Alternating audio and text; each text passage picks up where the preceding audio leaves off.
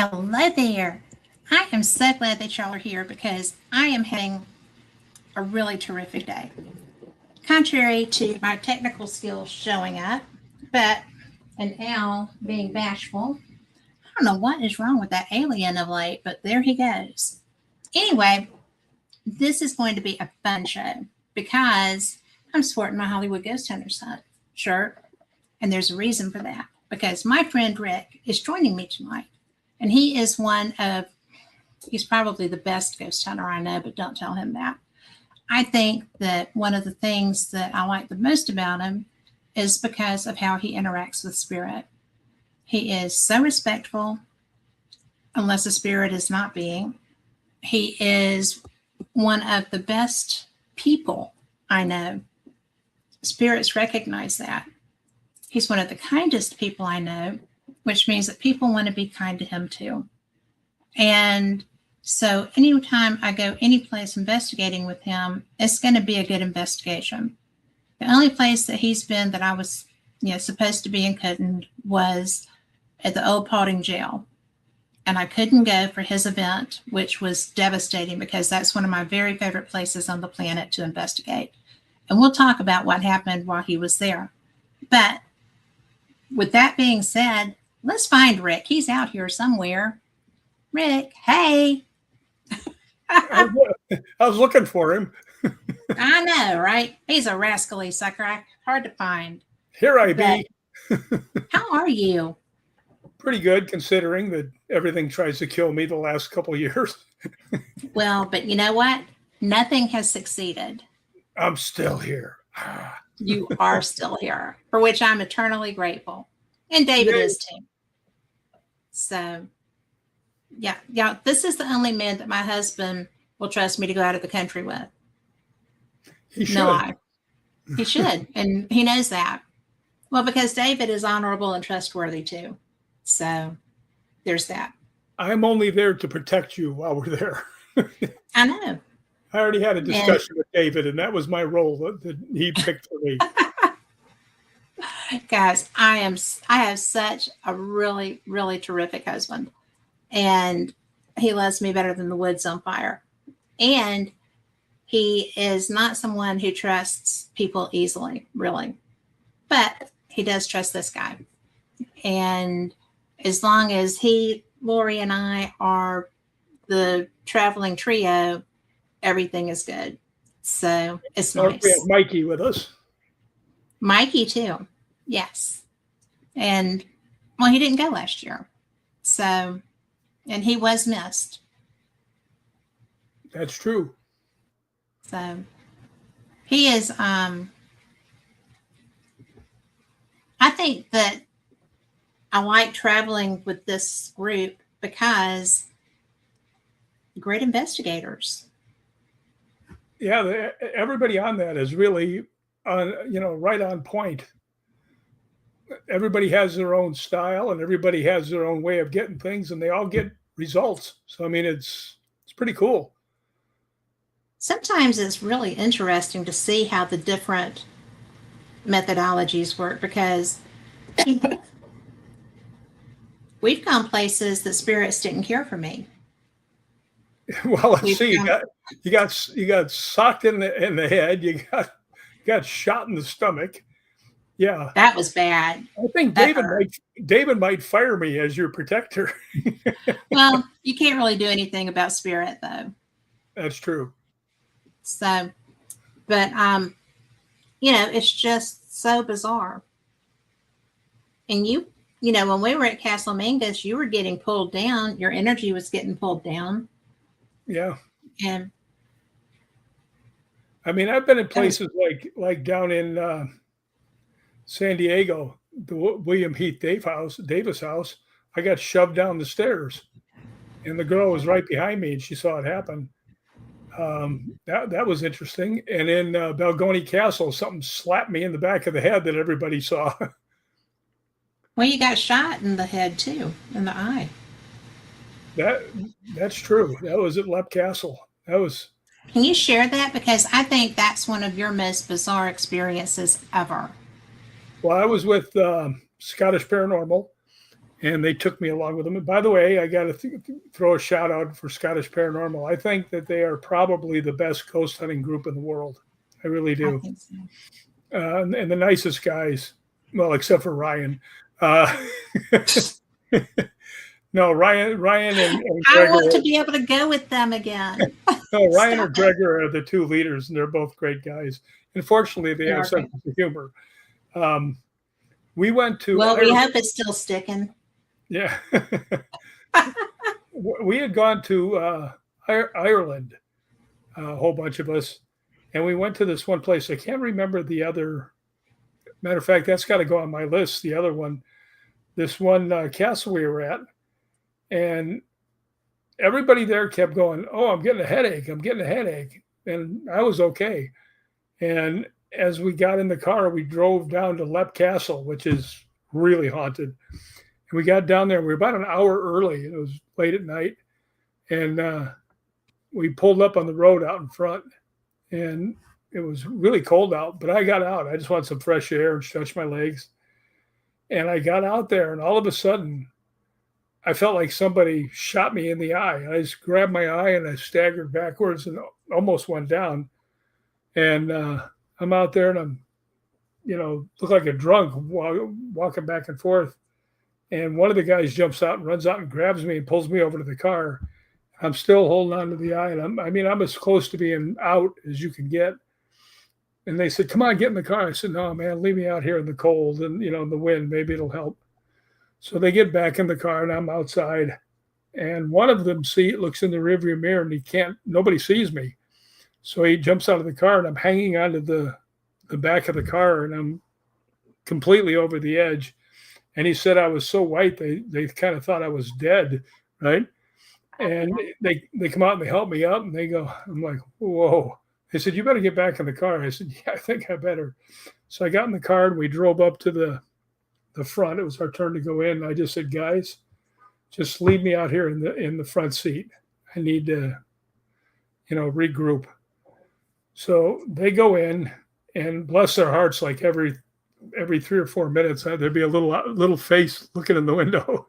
One of them would run out to check on me. But I was just sitting there, and it was really painful.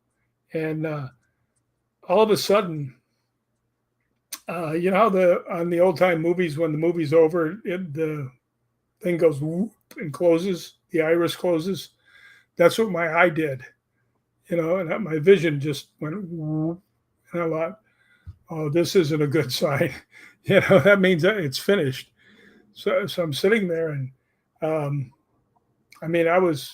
everything was wrong, and I couldn't really move around. I was just sitting in the chair like this in the seat. And finally, I just said, because I was positive that this was the end of Little Rico, as they said in the movies. I said, if this is my time, I'm okay with it. I said, I've been pretty much everywhere I wanted to go, met great people. If now is my time, it's okay. And I closed my eyes. And I forgot to say this, before my eye went really bad, I felt all my energy go, right? So I was just like a big slab of meat. So I'm laying there like this, and all of a sudden I feel my energy start coming back up my body, going through my chest, going up into my head and everything else. And I'm like, what was that? I open up my eyes and my eye doesn't hurt and I can see everything. And right then Gregor's knocking on the door, and I said, "Open the door." And he says, "Help me out." So I get out and we go inside and I sit down, still trying to catch my faculties, I guess you could say, because everything was like being diswired. And finally I came back to life and I went ghost hunting with him and everything else, like nothing was wrong. But about 2 weeks later, one of the guys called me and he goes, "You're not going to believe this." I said, "What?" He goes, "Found out that the earlier castle we were at, 2 guys had a duel and one got shot through the right eye and died." So I figured that guy was just trying to show me what had happened to him. He decided to, and I think that's what happened with each of the guys who were starting to get headaches. I think they go, "Nah, he's not going to play. He's not going to play. Well, let's get this guy." And then boom. So that was the scariest time I ever had, because I thought really that was the end of me. But as you can see, ta-da, I'm still here. Ta-da, indeed. Well, I'm sorry, the world would not be quite as bright without you. So I'm glad that you survived that.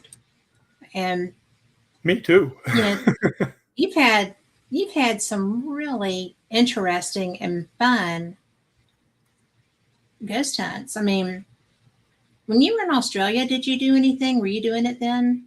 Hmm. Didn't see anything though. I went with the director and a couple of the actresses, and we went into this one big barn type thing for where they parked all the big construction stuff, and we went through there, but I couldn't get anything. But you could tell there was stuff there. I mean, you could just feel it, but nobody was wanted to let us talk to us. Yeah. So yeah, I've been to Ireland, I've been to Switzerland, I've been to England, been to Australia, you know, been to Puerto Rico, been to the Bahamas, and every place I've been, there's interaction. And I don't know why they want to talk to me, but they do. So it's Go figure, right? yeah. But I mean, I think that's so great.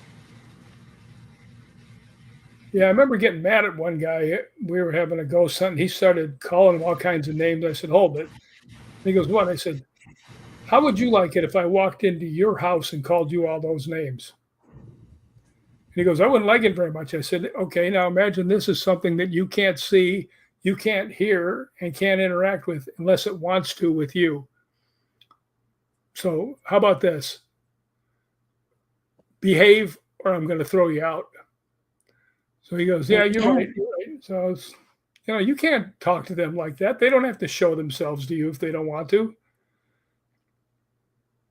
So he's just being goofy. Who is that person in the middle of the road? I don't know what's happening here. I have, I can hear you beautifully. I cannot see anything. Well, actually, I think it's me standing in the middle of the road in Oh, Inverness, Glasgow. That's in Glasgow. And Glasgow. that was some place that we did not really get much chance to explore, but what we did do was fantastic. And that was where everybody says, look up. If you're here, look up because the prettiness is up above. And so you are modeling Oh, for the Lord, stuff above you. Lord help us. If I'm the one that's the model, oi. Oh, please. That was actually a lot of fun. Scotland So is amazing. every place that we've been so far is. And you didn't even want to go to Aberdeen, and we wound up there for 20 minutes to eat dinner on our way back to go Well, I don't know south. what something had hold of me while I was in Glasgow. I was sick as a dog, and went in. You were sick as a dog that whole trip. Yeah, it's true. It's You weird. weren't taking good enough care of yourself. Things have been trying to kill me for the last 2 years, and I'm not kidding. But I'm still Well, here. and it's a good thing. But I am having just an absolutely um, terrible moment with my computer. I Well, the am going picture. to duck out and ask Carl if he will step in for just a minute and let me get this rebooted because I can't even change Windows. So let me Okay, restart this and I'll be right back. good. Hello, Carl. Thank you, Carl. Hello, Rick. I need So, to. I need to actually talk to you again someday on the thing there, like we did oh, before. okay, yeah, we will. We'll get together and do a show and get That that was pretty going fun. on. Yeah. So, when was I know you've had surgery and everything and getting through that. When was the last time you went on an investigation? I went to the.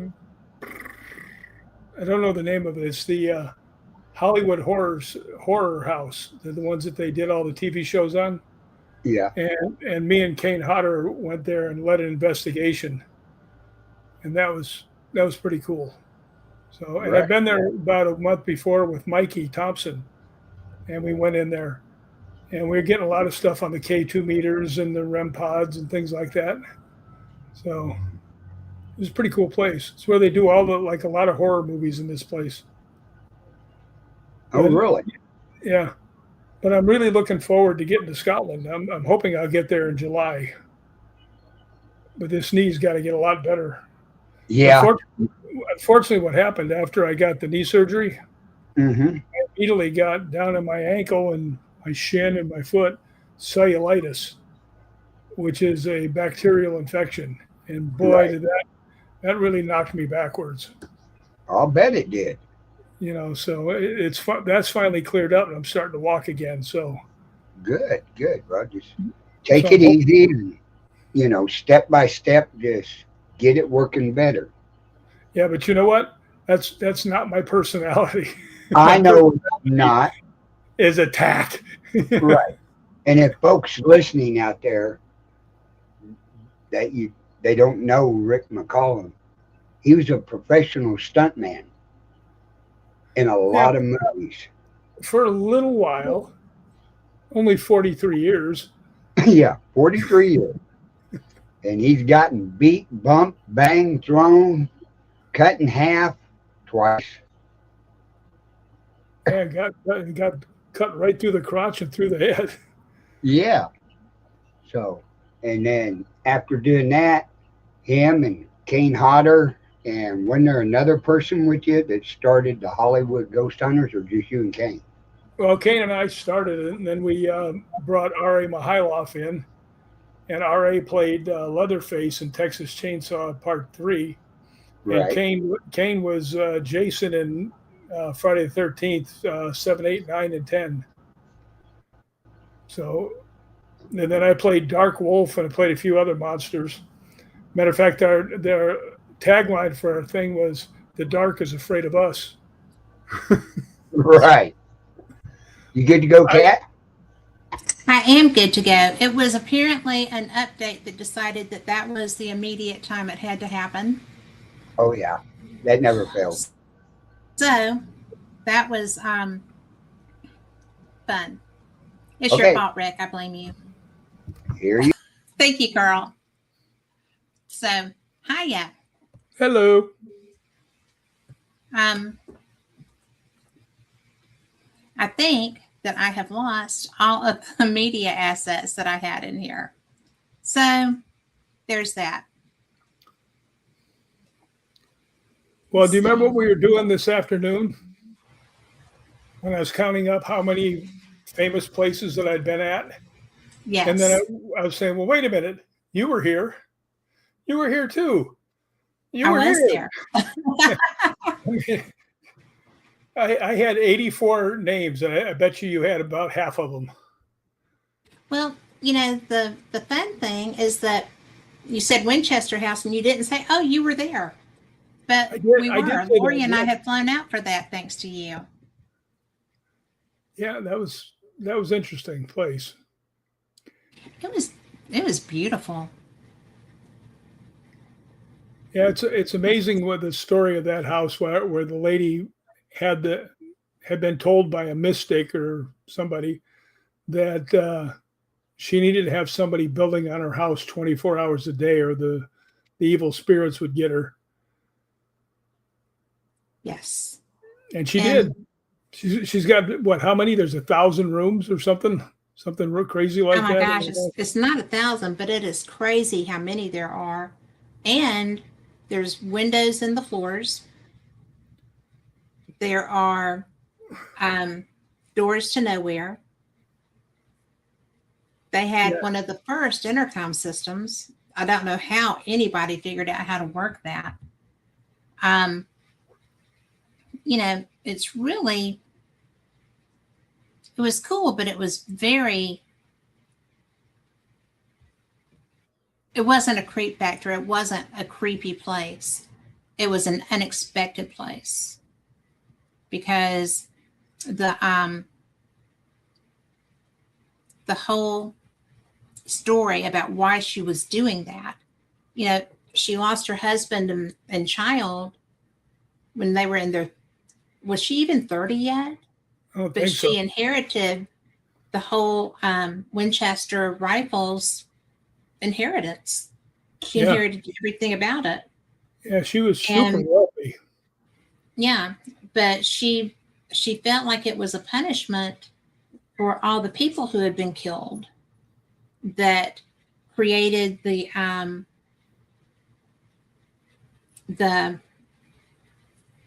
curse, as it were, the reason for her family dying. And then she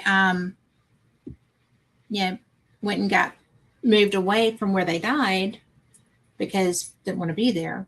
Bought this house, which was sitting in the middle of a bunch of farms, and gradually bought all the farms, but took care of all the people that worked there. And you know, it's really tragic, but they said that as long as she was working on the house, like you said, that she would continue to live. And that's why. Well, you know But what they else? also had one of the first intercom systems ever. Well, you know what else was funny? It was that she was only 4'10". Yes. She was a little, Tiny. little tiny person. I remember that Mikey got a lot of stuff there, and that Lori got a lot of stuff on her SLS at Mhm. that house. So that was Yeah. pretty good hunt. And who else was there? Patty Negri was with us. Patty Negri was there. And we were there with Dark Realm TV. Nope. What is Yeah, what is the name of that company? Dark Realm, I think, is the name of it. Okay. Or is that Jay Bloomkeys?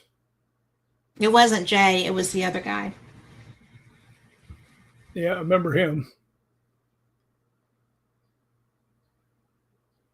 He started wanting to do paranormal television in a studio, and in order to do anything, you had to be on site at that studio. And I was like, you know, people have worked a very long time for that not to be a necessity to be able to do this, right? I mean, you know. And I haven't heard. Dark Realm is not him. That is here. So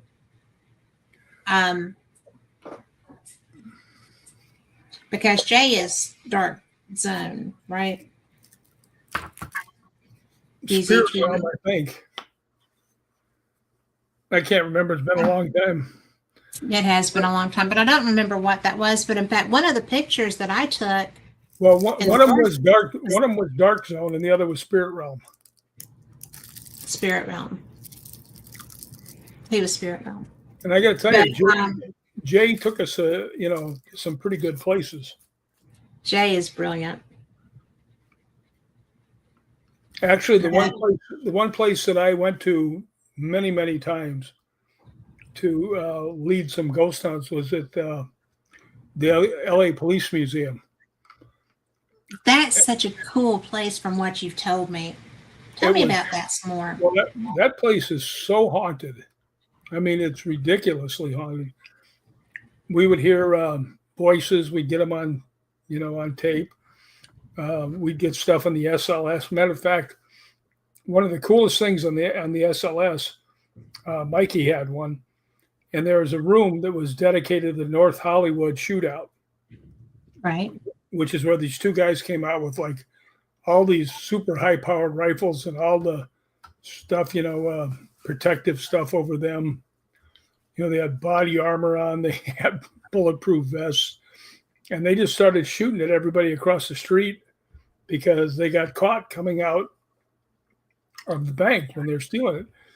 And there was this big gunfight. And finally, the one guy took off, left the other guy. One guy took off in the car. The other guy was walking, and he saw the SWAT guys ahead of him, and he put the gun under his chin, and he got hit at the same time by somebody shooting him and him shooting himself. Oh.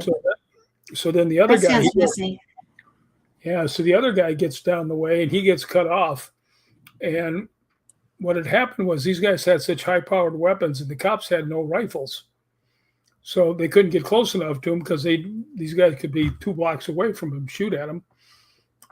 But unfortunately for him, the guys who were working out in this gym close by were SWAT team members, and they came out and they had the rifles and stuff. And one guy was crouched behind a car and he's shooting at everybody, and the one SWAT guy gets on his stomach and shoots the guy in the legs from underneath, and that took him out. But well, I can see that. But what happened when we were in the inside the museum, we wanted to see if we could do something to get these two to interact with us, and there was a big glass case with 2 dummies of them wearing their clothes with the automatic weapons they had.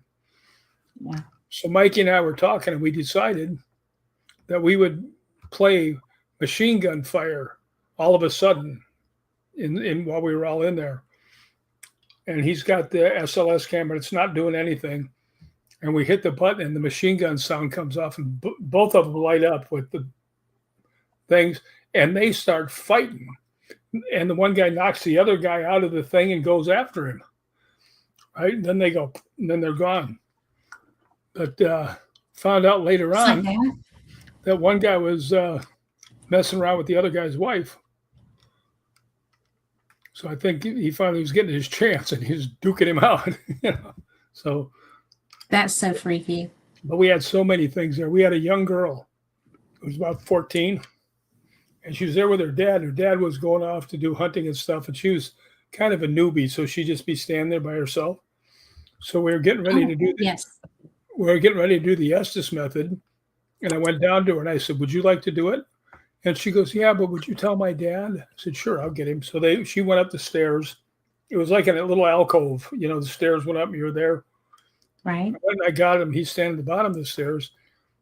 And this girl had one of the most amazing Estes method things I ever heard. And she says, "Oh no, there's 2 men and a blonde lady, and they're killing her." And everybody's going, "Oh, that's the Manson family." I said, "No, it's not." Right? And they're all going, "Yeah, it's Sharon Tate." I said, "No, it's not." Right? Because there wasn't 2 people that killed Sharon Tate, but two people did kill Marilyn Monroe. At least that's the story, right? But as I was watching her, she was getting in a little too deep. And I was watching her, and Mikey was watching her, and all of a sudden she was saying something, and she went like this. She just jerked. And I said, "Okay, come on with me. We're done. We're done." Yeah, get her out of there. But what was so wonderful about it, one of the best things of ever ghost hunting, got down the stairs, walked her down to her dad, and he reaches out and he just hugs her. And he goes, "I'm so proud of you." And I was like, yes. So it was cool. Well, they weren't really interacting. They were just kind of, she was waiting while he went other places. And then finally, I think it'll stick. Let's put it that way. You think so? Because that's the best thing. Yeah. There's just something about, it's not really what you would consider father-daughter time unless they're into that, right? Yeah. And they were. So to me, that just is it's just really so cool. Well, that was a connection right there that'd be hard to beat for them, I can tell you the story about another one like that. Mikey and I were leading an investigation down in Tombstone as part of this big Paracon they had. And we were assigned to the undertaker's room. And this kid comes over, and he's got like the Hasbro Ghost Hunter starter kit. He had like the watch, and he had all kinds of stuff. And he was about 10, maybe. So we start talking, and I said, "Okay, ask a question," right? And he starts talking for about 2 minutes. I said, "Hold it." Right? That's not how this works. Okay, let me show you. Mikey goes, "Yeah, Rick's back there beating on some little kids." But anyway. You wouldn't do that. No, I wouldn't. But I said, just ask if there's any kids here that can come out and play. Because the story of it is there was a kid named Danny who got kicked in the head by one of the wagon trained guys and killed him. So I said, ask if anybody's here. And the little boy goes, is there anybody here? Oh, St. Andrews. Yeah, didn't mean for that to be up there. Love that place. But not where we're talking about, though. No, but the little boy asked, he goes, are there any young guys here that want to play? And then we hear a yes. And everybody kind of goes, what? And so I say, what's your name? And you hear the voice, Danny. So me and Mikey turn around and look at each other like, what? Whoa. So they talked for a minute or two, and time ran out because we had to have, the people kept rotating in. So their time ran out. They got a little more talking. And when the other people came in, I said, well, we just had a pretty intense thing here. I said, let me ask something real quick. I said, Danny, do you remember the little kid's name that you were just playing with? And he goes, Lincoln. And that was the kid's name. It was like, wow. But that's the most bizarre thing ever. Yeah. What was really cool was the next day, the father and the little kid went over to the people putting on the show and said, we got to tell you that Rick and Mikey were so nice to him and he had the greatest time. And it was like, yes. And Mikey's saying, yeah, except for when you're not bitch slapping the children. I said, I didn't do that. I just had to stop him. He would have talked the whole 30 minutes we had him. Well, it was a big deal, though. But he had a great time. He really did. Lincoln and Danny. I want to go down there and see if Danny talks some more. Well, how far is that from you? About 550 miles, I think. Thanks. And what's funny is gotten a lot of voices down in there. There was one, I've played it for you before. Yeah. Where I went into the bird cage, and I went with the owner, and I went downstairs and I put my night vision camera on the banister down by where the big poker games are done, and that's where a lot of the trouble was at because the hookers had rooms right next to the. I guess the guys, made a little money, went over and spent it, came back. Yeah. Yes. It was an interesting place. But I asked as I was walking up the stairs, I said, did you ever see anybody get killed here? And I said, did you kill anybody? And I went upstairs, I came back down, and I replayed the sound from the camera. And you hear very clearly. Now, what you got to understand out there, people, is that most of the people that are around there at that time were Mexican because Mexico is so close. So they had a huge Mexican population. And I said, you hear me talking. I said, did you ever kill anybody? And you hear this voice, kind of raspy and with a Mexican kind of sound. It said, I had to. So I called the guy up about 2 years later. I said, man, you got to hear this. He goes, wow, that's amazing. I said, you think I can get back in there? He goes, well, he says, if you were here right now, I could get you in. I said, good, open the front door. I didn't tell him I was there. So I went back down and I asked again. I said, last time I was here, you said you killed somebody. Did you ever see anybody get killed? He goes, yes. Same voice, same spot. So I'd like to get back in there and see if he's got anything else to say. Whoa. But when he said, I had to, that was pretty cool. I think it's possible that in that time period, you wouldn't have a choice. I mean, you would be coming into a scenario where it was kill or be killed. Well, that's where if you saw Tombstone, that's where the Cowboys and the Earps hung out. Not always. Most of the time they were with the Occidental, but they would have been down there too. A lot of gunfighters and, that's the poker rooms.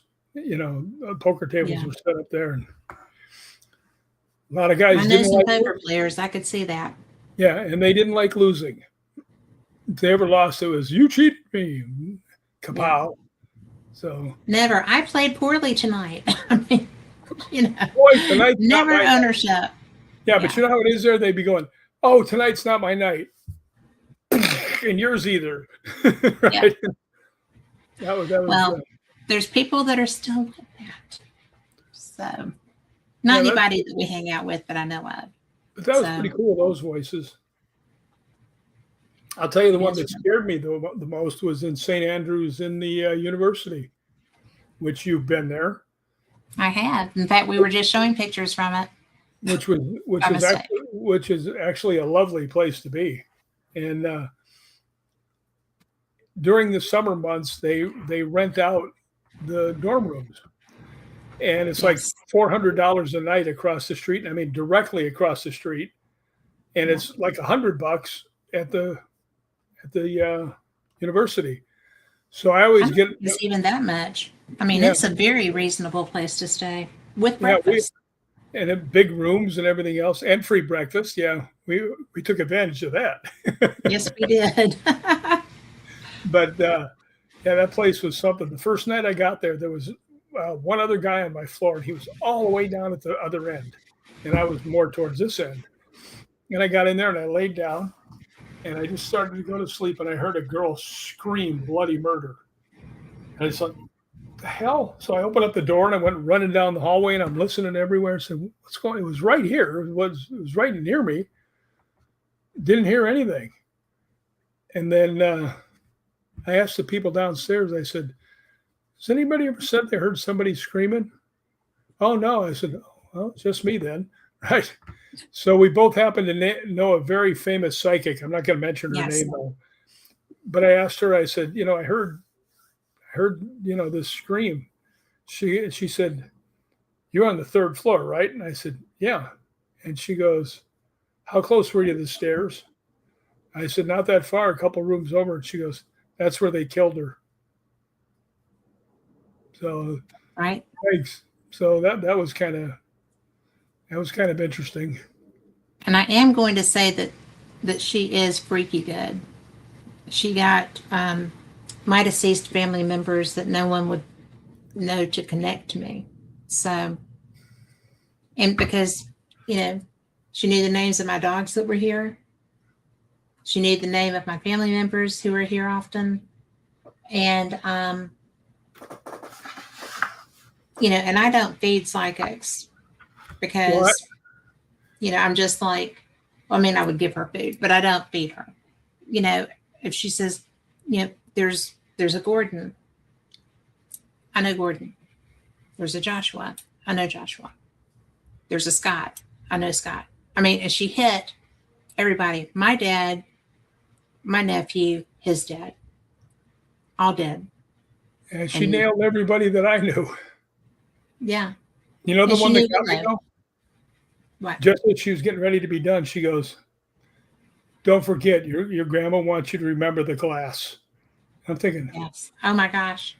What glass? I'm thinking, Disneyland or something. What glass? Then I went, oh crap, because I had made this for her because this was actually her most famous saying. And I don't know if you can see it. Well, I can't because I'm blind as a bat. No, it says, the title of it is The Man in the Glass. Yes, I do remember you. And that's a beautiful poem. Yeah. But the fact that she came up with that, I'd forgotten about it, Yeah. Now, I have no doubt if I had doubts, and I do have doubts about some people I know that say that they do this, but I don't have doubts about this particular individual, and she is the reason that, because I have skills, but I'm not very open with them because I don't want to do something that might cause harm by mistake because I haven't really worked to develop it. It just shows up at random times, and sometimes it's appropriate and sometimes it's not so. But, it's just really one of those things that she was spot on. And if I ever had a situation where I was being affected by somebody being here, I would pick up a phone because of her. I would trust somebody because of her. there's only two people that I trust as far as psychic. The other one's Lee Dunn. Without a doubt. And the Lee reason Dunn is amazing. he's a member of Scottish Paranormal, and And a world-renowned psychic. He's a professional psychic. It's what he does. Yeah, and he's extraordinarily good. And I remember the reason that I really liked him. I've been on ghost hunts with so many psychics, and he and I and Linda Whiteford and Gregor all went into the toll booth thing in Culross. And we were in there and we investigated for about an hour and a half, and we weren't getting anything. Right? It's supposed to be real haunted. And the reason that I really like Lee is Gregor looks at me and he goes, "Lee, are you getting anything?" And he goes, "No." Instead of the usual, "Well, I feel like a manifestation. I think it's a woman in white over in the corner." He just, "Oh." Nope. So you got like, seriously, if there's nothing there, move on. Why would I don't understand, I was ghost hunting with, in fact, Keith Age, and had done an event at this old roller skating or bowling alley. And I'd like to see you bowl with roller skates on. I can do that. I won't do that because but last fall broke my knee. But that wasn't on roller skates. That was on foot, and I wasn't even drinking. It was so embarrassing. But we were going through there, and he had some psychics there that I'm not going to name either, but not because they were so good either. But we're going through, and there's a little bowling alley in the back of this place, and the machination for the bowling alley stuff. And so these girls are like, "Oh, well, there were people buried, killed right here." And I'm walking through there, and I just looked down. I was like, "No, there wasn't." And so, and I just quit really trusting people very much. There's some people that I would trust implicitly. Lee Dunn is one of them. The other woman we discussed is also. And a couple of others who are friends that I know can do that. Lee Brown would be another one, Lee Triana Brown. But I just don't think that there's enough people that get the recognition they deserve for being freaking amazing at that, right? Well, there's a lot of them that get recognition who aren't that good either. Yes, but Lee Dunn does, because Lee Dunn does this for a living. That is his real life job. And I think that's pretty amazing. Well, I got to tell you something, because you'll remember this. When I kept hearing a woman's voice calling my name behind me. Remember that? It went on for a couple of years. And it wasn't every day, but I'd be walking down the alley and I'd hear, "Rick." There's nobody there. And I remember I was in the supermarket, and I'm standing there and I'm ordering my sandwich, and I hear behind me, "Rick." And I turn around and I look, and I turn back, and the guy that was making my sandwich, he goes, "I heard it too." I said, "Okay." But it was getting that other people were starting to hear it. I was doing a paranormal convention. I was giving a speech, and when I was done, I started to walk off. Dee Dee Jabrail was one of the people that was standing there. And these two ladies, I heard behind me, "Rick." I looked back and I said, and I had just told them about this when I was giving the speech. And the two ladies said, "We heard her." And so I interviewed them. I actually got them on tape. And they said, "Yeah, the girl called your name." And I looked up, Dee Dee's sitting there. I said, "Dee Dee, did you hear that?" She goes, "Yeah." So I ended up calling the girl that we know, and she nailed it. She told me, she goes, "Yes, this is a girl. She's from the South, real pretty blonde girl. She's very religious, and she passed away from cancer." So I thought about that for a while. And then I actually asked Lee Dunn. And Lee Dunn told me almost word for word the same thing. And I asked the girl, I said, why is she calling me all the time? She goes, she's got a message she wants to give you. And I'm waiting for an earth-shattering message. And I forgot how good sense of humor this girl had. She goes, she says, if you ever want to run with the big dogs, you have to get off the porch. So I got a spirit that called me a lazy bum. She just said you were not quite off the porch yet. I was maybe on the 2 rungs up, 2 stairs from the Yeah. bottom. But the fact that those two both had the same thing. Matter of Mhm. fact, one of them said she's from down south, and then I can't remember if it was him or her. But one of them said, It was him. yeah, it just said. No, I forgot what he said. What she said. Yeah, I forgot what he said. Because didn't he tell you her name? Yeah, that's what I was thinking. He goes, yeah, her name is Jeannie. And I said, I don't know anybody named Jeannie.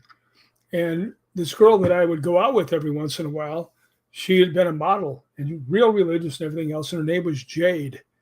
And then it dawned on me that Jade was her model name and her real name was Jeannie. Yep. So I was like, whoa. Don't piss off Lee Dunn. So, yeah, Lee Dunn's really got it. well, he's one of the nicest people. Everybody that we have met in Scottish Paranormal are just the nicest people. They really are. And, then you move up to Inverness and you're with Highland Paranormal, also the nicest people. Drug us all over the world. They were very nice. Gregor drug us all over the world. He's very nice. Him and Kyle, both. And, it's just it's a different culture there where the paranormal, Lee is a psychic. All of these things are just considered normal there.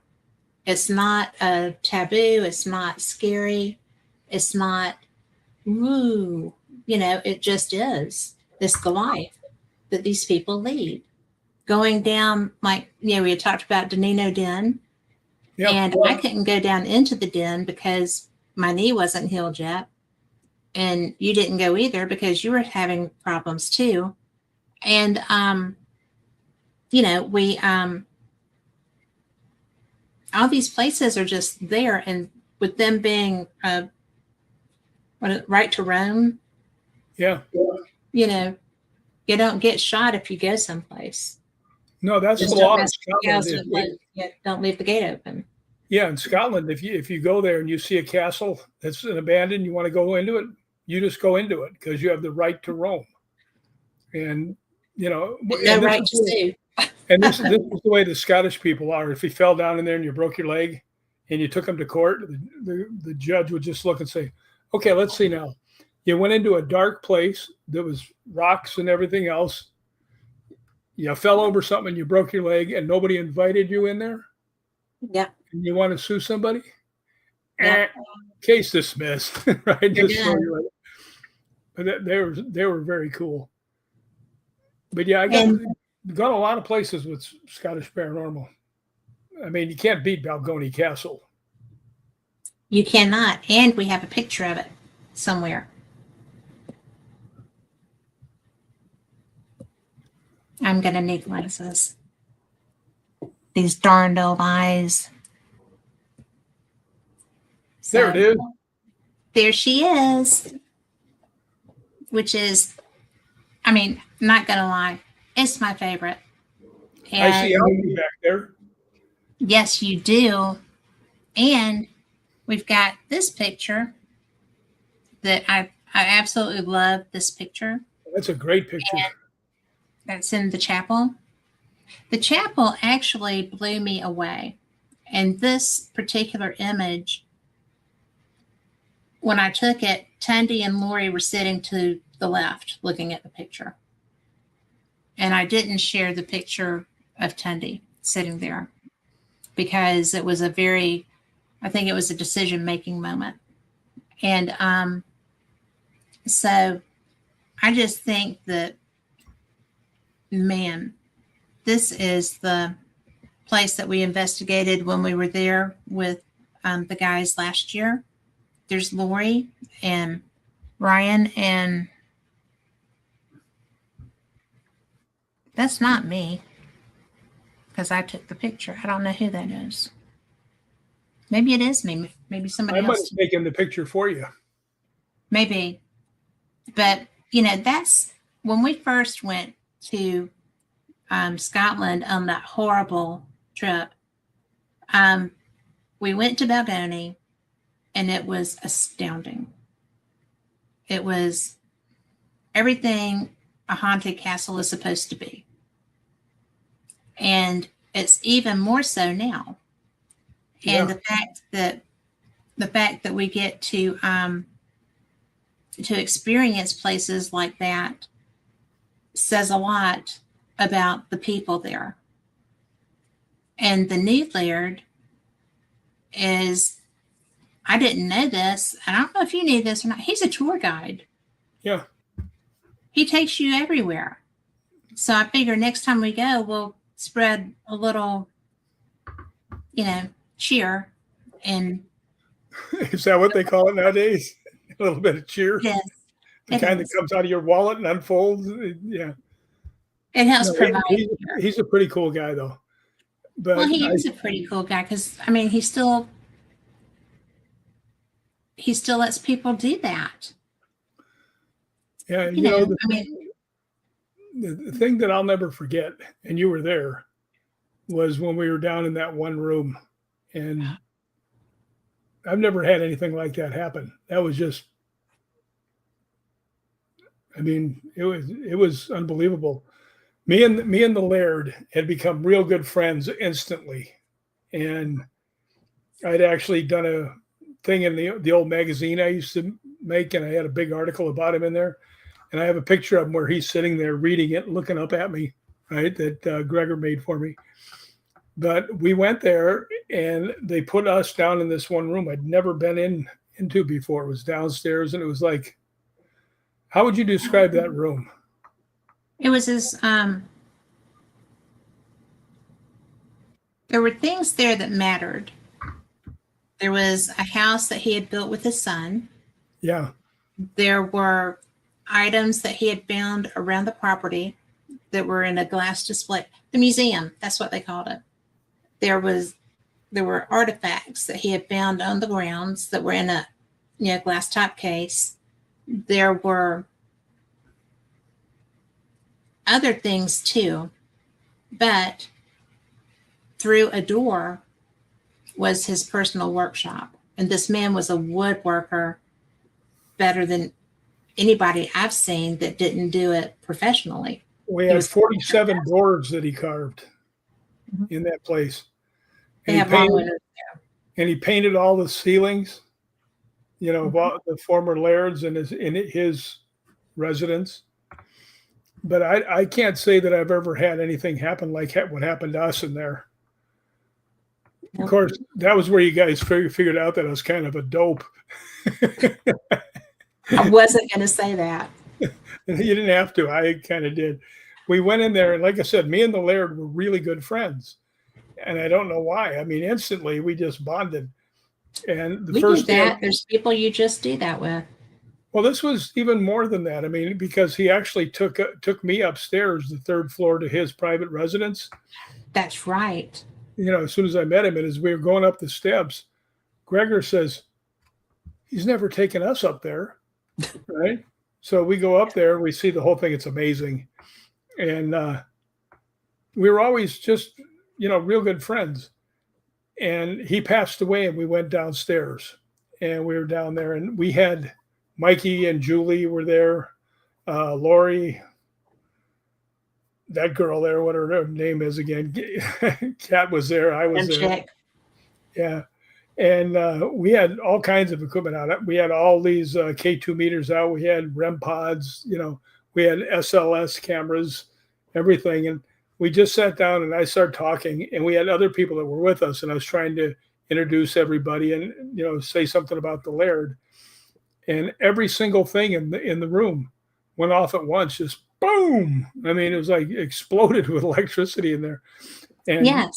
Cat was right next to one of the I was next to the REM pod. yeah, the REM pod, and I turned around and looked at it. You said, "Look at that thing." I turned around, you could see the lightning, going up the thing. I was like, And that did not, do you know that's not in the video? "Yeah, You can't you look see at the that video, in the video. you don't get how intense it really was." Mm-mm. And it was the most intense thing I've ever seen because I was nervous that I was going to blow up. And he kept shutting off. I mean, because all the way through the video, there's like, beep, and Mikey says on the video, it's like camera, battery died, like number one. You tried battery died number two. Didn't you have 3 different batteries in that? I did. Yeah, and each one of them went Immediately. Yeah, but they would come back on. Yeah. I didn't know that until I was recycling through them. The batteries would come back and then they would shut back down. That was really something, though. I mean, I've never seen anything like that. But when Mikey said, "I've got this video," I'm like, I want to see it because I wanted to see that electricity climbing the antenna of the REM pod because we're all seeing that. It's just like, and that did not pick up. You can hear it, but you can't see that lightning looking stuff going up. Yeah, you know what's the best part of that? Tell me. I'm sitting there and I'm going, oh my gosh, yes. I said, all this stuff is starting to go off. I said, this has got to be somebody that really knows the equipment. And I look up and everybody, all of you, Lori, you, Mikey, Julie, are all going. And I was like, oh my gosh, it's the Laird. And they were like, boy, it took you long enough. Huzzah! Yeah, wee. That was so funny. But that one he showed up big time for you. Yeah, that one sticks with me for sure. And then that lady was like, we need the password. Greg said that there's a code word. And it's like, I don't need a password right now. I'm seeing this. I'm believing this. And I don't know if anybody ever really checked for one. I never knew there was a code word. Never needed one. He always talked to me. I just heard that. I mean, I just heard her say that. I don't know what it was or if anybody got it. I'm going to have to go back and listen to my stuff again. But, that was the coolest evidence I've ever seen with my eyes. Yeah, that was really something. The other one that really got me was the one in the graveyard. Yes. In Inverness. You guys didn't get to see it, but I did not because you were off with that other lady. Yeah, and she was a guest of Highland Paranormal, so we were just walking around, and my knee was killing me, and I was about ready to fall over, and there was this one tombstone that was sideways. It looked like a coffee table, and I just said, look, I don't mean any disrespect, but I have to sit down. If I don't sit down, I'm going to fall on this, right? So I sit down, and the K2 had been totally quiet the whole time I went through everywhere. As soon as I sat down on the thing, 5 lights, boom, and I went, I said, you don't like me sitting on your tomb, do you? And it goes, boom, 5 lights. And I said, okay, my knee is really shot. That's why I sat down here. I mean, no disrespect whatsoever. Can you at least let me sit down here for like 30 seconds? And, and it kind of went like 2 to 3, just like I'm thinking about it. And then like right around 30 seconds, bam, 5 lights. And the girls, I mean, she's freaking out watching this. And I said, okay, if you really want me to go, if you light this up all 5, I'll go right now. Bam, instant, right? And she looks at it, she goes, what are you going to do? I said, going to leave. I got thrown out. Yes, you did. Exit this way. So stage left even. That graveyard is bizarre because when we were there that first time, that's where I found my grandmother's maiden name, Kemp. And, I'm sitting there and I'm looking, and there wasn't anything that freaked me out there. And I went back to the back at the front, like when you come in and you go straight and there's that enclave right there. Yeah. I went back there to feel it. And I'm coming back and there's like a bird massacre of feathers all on the ground. And when I turned around, I'm like, oh my God, what happened while I was in there, And there wasn't a body. There was just feathers. And so I turned around and there was this beautiful red monument. You saw it when we were there last time. And I was like, oh, that's so pretty. So I forgot about feathers because there wasn't a body. And so I was checking out this monument, and it was kind of petite, and it had a little cross on the top like they do. And it was my grandmother's maiden name. And That's pretty cool. I was just like, whoa, that's interesting.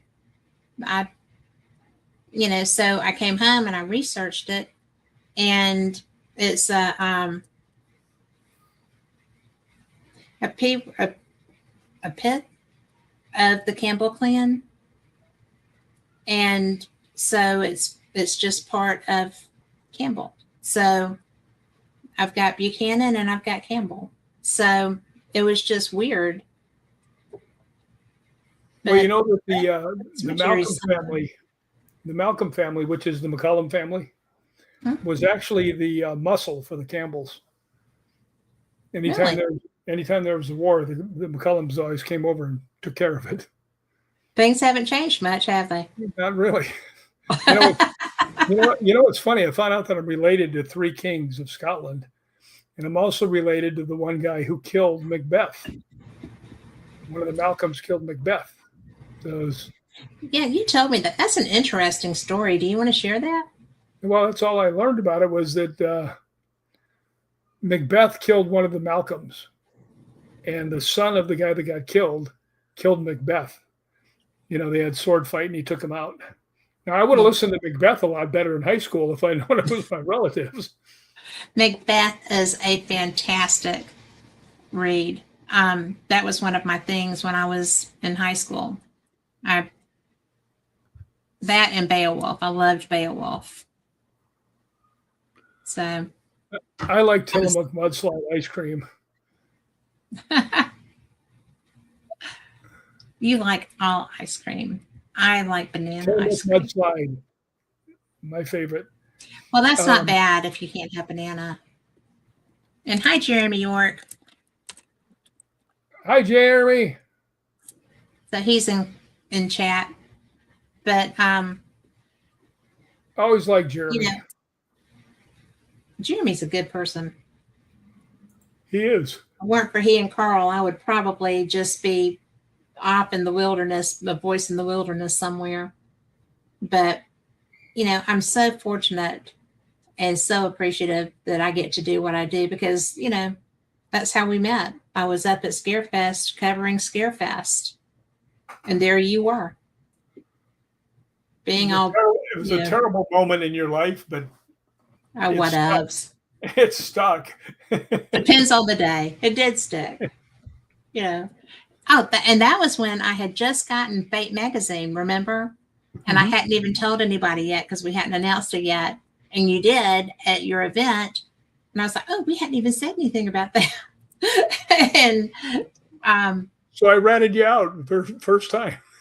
well, it's so funny because oh my word, your best friend Kane looked at me and said, you just did. And I was like, yes, I did. Yes, we did. Thank you so much. He's so funny. He is. He's a knucklehead. He is a knucklehead. I like him. We get along real well. I'll tell you one of the funny ones. Kane is a very tough guy in real life, but he's a really nice guy. And we were in this convertible, and we're driving, and we came to a stop, and these 2 guys in the car next to us are going, giving us the mean mug. And That's such a bad decision. Kane looked at me, and he looks at me, and he goes, look at these guys. So I looked over at him, and he goes, are you getting scared? And they go, Not yet. Right. So he looks over the guys. He goes, "A little more, please." So he hit the gas and took off. Knucklehead. Yep. Bunch of knuckleheads. Well, I tell you what, I like what I know about him, you know? Well, he's watched So, out for me a lot. yeah. And I watched out for him a lot, actually. I got him the lead in 2 of Richard's movies. Yeah. I got to That's be what the lead friends in one do. of his movies, but I was in a werewolf suit. Yeah. And I've never watched any of those movies because I'm a great big scaredy cat. Well, you know what's so funny? There's a scene in this movie, Dark Wolf, where the werewolf jumps on the hood of the car and he's smashing the windows and trying to get the kids. And I went out there, and you can always tell when people expect you to get hurt because everybody shows up to watch, right? Yeah. So I got there, and all the actors and actresses are there, and they're all lined up. And I'm standing right next to the car, and they're actually pounding in a little place for my foot so I don't just slide off, a piece of wood so I can put my foot against it. And Andrea Bogart, who is one of the lead actresses in there, she comes up, and she looks at me, and she goes, "Are you going to get hurt?" And I went, "Yes." Right? Because I was going like 25 miles an hour into steel barrels, just me, just diving off into them. And she goes, "You are going to get hurt?" I said, "Yeah." She goes, "How bad?" And I jumped up on the hood, and I turned around and looked at it. I said, "Let you know in a minute." Right? And off we go, and I go flying through those barrels, and I'm bouncing around. And one of the barrels came up, and the edge of it hit me right in the ear. And these were 55-gallon drums, right? Boom! And I'm like, "Whoa." How did Mike Tyson get here? Right. So I'm laying on the ground because I had to roll out of the way so you couldn't see me when the car went racing out. And I'm laying there and they yell, "Cut!" And everybody runs over because they heard me hitting all these barrels and stuff. And Richard runs over, right? And he looks down, he goes, "Are you okay?" And I said, "I'm only up to my waist so far. Give me a minute." Right.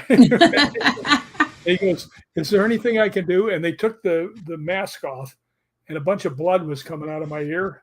And they were afraid. I knew what they thought, that it was brain injury. Yeah. And they go, "Oh my God, there's blood coming out." I said, "No, the barrel hit me in the ear." And they looked at them, they said, "Oh yeah, there's a big cut in your ear." And I said, "Yeah, I knew it." And Richard, I'm still laying on my back, and all the people are surrounding me. And Richard goes, "Is there anything I can do?" I said, "Yeah, just say those 3 little words." He goes, "What 3 little words?" And I went, "Perfect, moving on."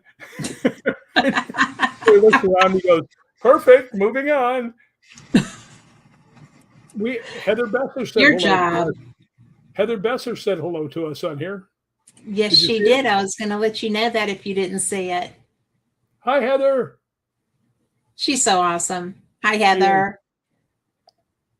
She's a good person. I like her. She is a good person. I like her too. But that was funny. Go bouncing off this.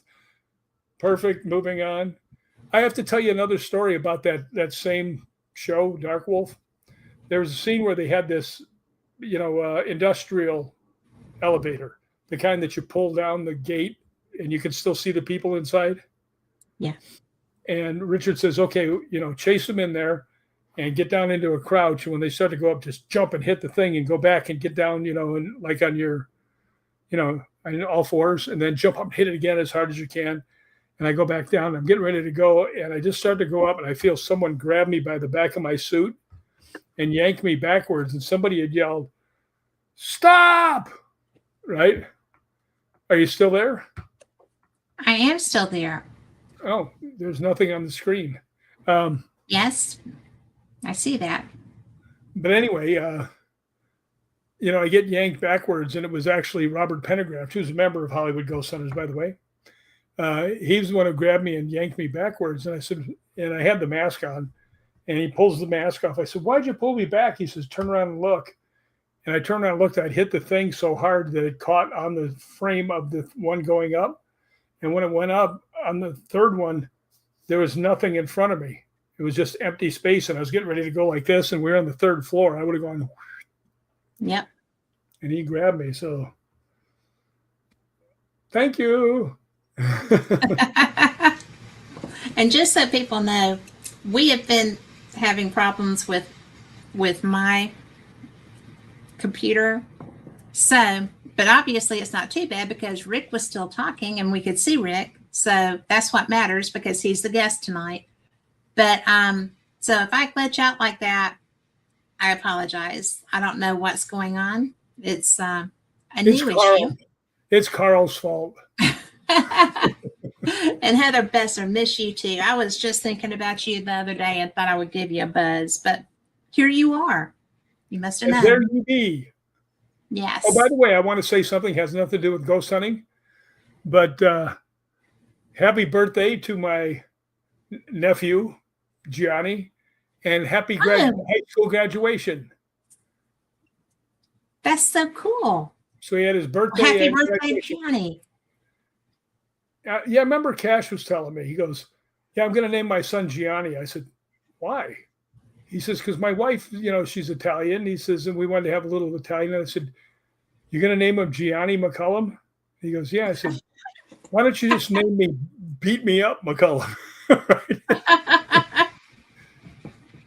And he says, he says, why would you think that? I said, what did you go through, Sterling Cash McCallum? He goes, oh, yeah. He says, when I was younger, he says, everybody wanted to beat me up because my name was Sterling.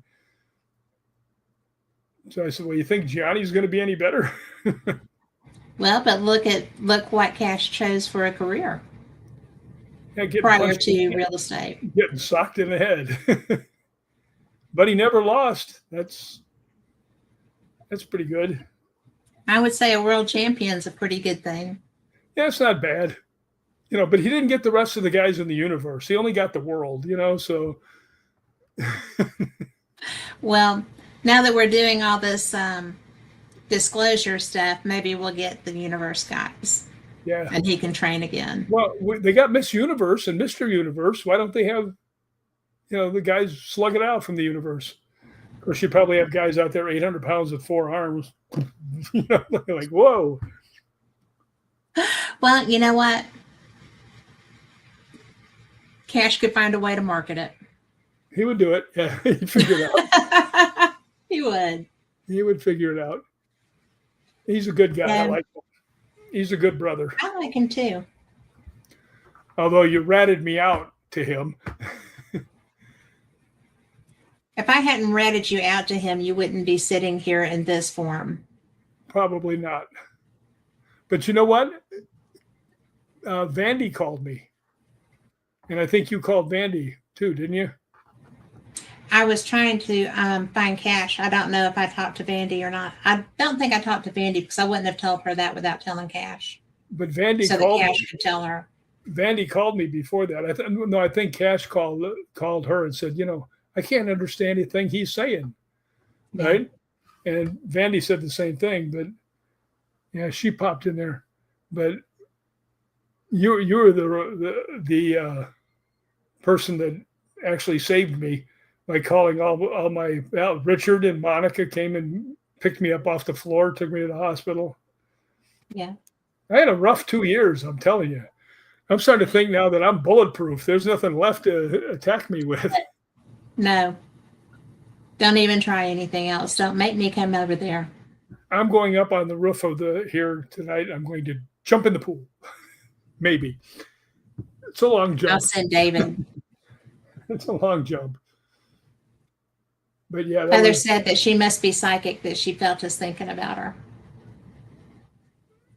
She must think she's psychic. Who would think that? She said she must be psychic. That she knew we were thinking about her. Yeah, but who would think she was psychic other than I know, right? Raise your hand if you think she's psychic.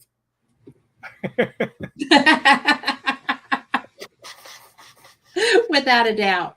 She's a real nice person too. Huh? She's a real nice person too. Yes, she is. I mean, I had a great time when I got to talk with her, and I just think she's a great person. I do too. I do too. And there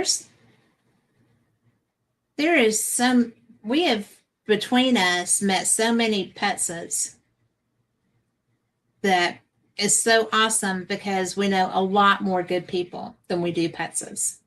Yeah. Well, there's a few putzes that we know that pretend to be, psychic and all that stuff.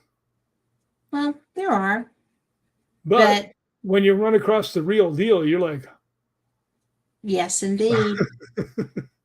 And that's my exact face. So, without the beard without the beard or mustache, hopefully. I should get instead of having Tillamook mudslide, chocolate. I should get something that's lighter because I'll sit there later on in the day and I'm going, oops. I am going to read this. And stop being so hard-headed, Rick. That's my message from the other side. LOL. And who told me that? Heather Besser. I believe her. I believe her. And I don't know if that's your mom, your dad, or your grandma, but do it. Well, what one of these psychics told me? Your mother's in heaven and she's watching everything you're doing. And I said to her, everything? Can I have a little privacy once in a while? There's some things I don't want my mother watching. I worry about that, right? Yeah. I mean, I do worry about that because it's like, little privacy, please. Well, if God's watching, I guess it might as be okay to have the rest of them watching. No, it's not okay. God made all this, right? So. But that's what I told her. That's what I told the girl that was saying, your mother's always watching everything you do. It's like, no, I'm not in favor of this. Boo. Want an on-off switch. Yeah. I'll tell you something funny about Lee Dunn. She said they see everything. They may just not say anything about it. Yeah. But Lee Dunn and I were in this swimming pool thing. And then off to the side, they had a small weightlifting gym. And Ryan was in there and he was, doing his thing. And I'd been out by myself going through all the rest of the places. And I came in and I had my K2 meter and I put it in my back pocket. And I was standing in the doorway because it was a small place. And I feel like somebody grabbed the thing and tried to pull it out of my pocket. So I turned around to see which one of those numbskull guys was, and there's nobody there. So I put it back in there. I was like, well, that was interesting. And then I feel that somebody going on it again and tried to pull out. And it went like this, and there's nobody there, right? So a minute later, here comes Lee. I said, Lee, there's something weird. Something keeps trying to pull my K2 out of my back pocket. And then he sat there and he says, what? He says, somebody tried to take something out of my pocket. And I said, I think it's a kid, right? And I said, because it's down here, right? And he goes, yeah. He says, you know what? I think it's a kid too. So, but yeah, trying to rob me a little pork chop. Well, I don't think that Lee Dunn didn't know who that was. Well, I didn't know who it was. Yeah. I think that we know two of the best psychics on the planet. So I believe that. I'll put our two up against any other two you got. But absolutely. I got to tell a story here is that I'm not sure Kat's going to want to go ghost hunting with me anymore because I've seen her get shot. I've seen her got punched in the head at different places. So. And both of them were historical places. I mean, there wasn't, and in neither place was there anything that could have created that wasn't the manifestation of some kind. Yeah. So. Well, I was walking with Kat. We were out at Culloden where the big fight between the British and the Scots were going on. And the Scots got the worst of it because they had the worst planning and the other team had all the weapons. The worst leader. Yeah, a drunken Irishman telling I'm surprised the Scottish guys didn't beat him up when he first started trying to be the boss. But yeah, I'm standing there with Kat. She goes, oh, and leans over. And I'm like, what happened? She goes, I think somebody shot me. And I was like, what? And I'm looking around for villains and, because he was in charge of my personal safety. Yeah, and I was thinking, David's not going to like this. I'm supposed to be watching for this stuff. And then the other one, we were in what was it, the Writers Museum. We were. And bam, right in the head. It felt like I got hit with a golf club in the back of the head. I actually, because Lori saw me and she's like, what's wrong? Because I guess I went pale. And I mean, because I put my hand to the back of my head because I thought I was bleeding. I got hit so hard. And there's nothing there. And I'm just like, what is happening here? Because I'd never had that experience before.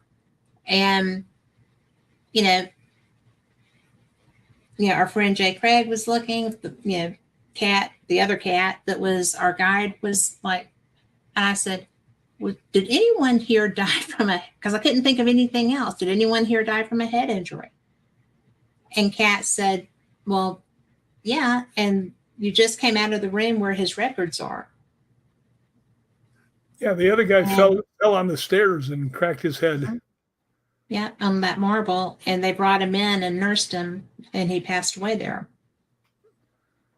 He didn't recover. They paid all of his doctor bills and everything. They really took very good care of him.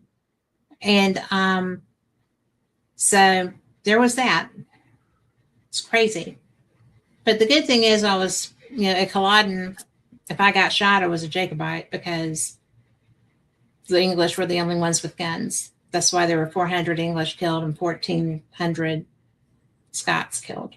Well, not only that, they had that giant marsh that they had to run through. And the English just stood up there going, okay, pow. Like skeet shooting. Yeah, it was like the worst. You remember when I was there, I was so mad. I was like, why the hell did they go charging through that thing to people that have guns on the other side? And it's the stupidest thing I ever saw. I wouldn't have been That's the stupidest thing. I wouldn't have been a good follower. We're going to charge over there. Have you settled a wonderful time. Good night. Well, then you would have gotten killed by your side. So probably. I suggest. I mean, that's how they did that then. No, that's it. You turn around. I'm leaving now, and I suggest you all come with me. Yes. Join me, lads. Follow me. I will tell you another one that was interesting because it was with our friend Lori Dorsey. Mm-hmm. We were walking up the entrance into Calton Hill, and it's about 100 yards, I guess, up there. And it's got it's flat, no stairs, just a walkway, and it's pretty steep. And it's got handrail in the middle. And she's ahead of me, and I'm walking, and somebody right here on my ear goes, "Pardon me," like kind of mad, like I'm taking up too much room or something. So I turn around and I look, 75 yards of nothing behind me, and I went, yeah. So I said, "Hey, Lori, did you hear somebody say something?" She goes, "I heard the guy say, 'Pardon me.'" I said, "Turn around and look." She goes, "There's nobody here." I said, "I know." Always a ton of surprise. Yeah. Oh, I know what you said earlier before that we haven't talked about. What happened when you made your phone call? Oh. That was so fun. And and I was so bummed out that I couldn't be there. But Rick was doing one of my other really, really great friends, Shelley Robertson, owns the old Paulding Jail in Paulding, Ohio. One of the most haunted places I have ever been, if not for a contemporary haunting. And so I had experiences there. I pissed the whole place off, but we all got to be friends again. So Rick was doing an event. All of my other ghost hunting friends were there and not me. I was so crushed and dismayed. So did y'all called me, right? Yeah. So let's call Kat. Yeah. So they're on the phone and they had me on speakerphone so that I could hear everybody. Everybody could hear me. And they're like, well, we are here and we're doing this and we're doing that. And I was like, oh, Hi, ghosts. Hi, guys. It's me. I'm so sorry I'm not there, but these are my friends. This is my friend Rick, and da da da da da. And everything. Well, you tell that because I didn't see it because we weren't FaceTime. I had the K2 meter, and I started asking questions for Kat between the two of them.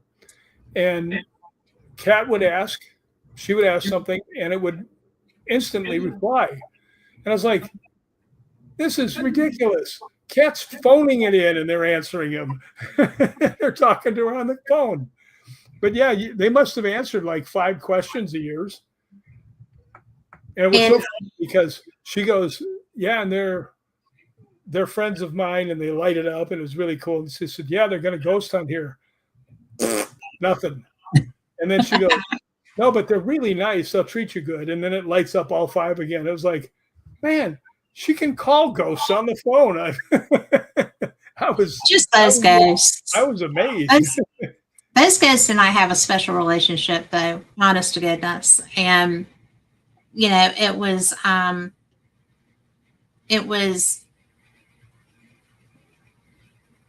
so special to me because, you know, that morning after the incident happened, I got in my car. I mean, because they got mad, I got mad, all God's children were mad.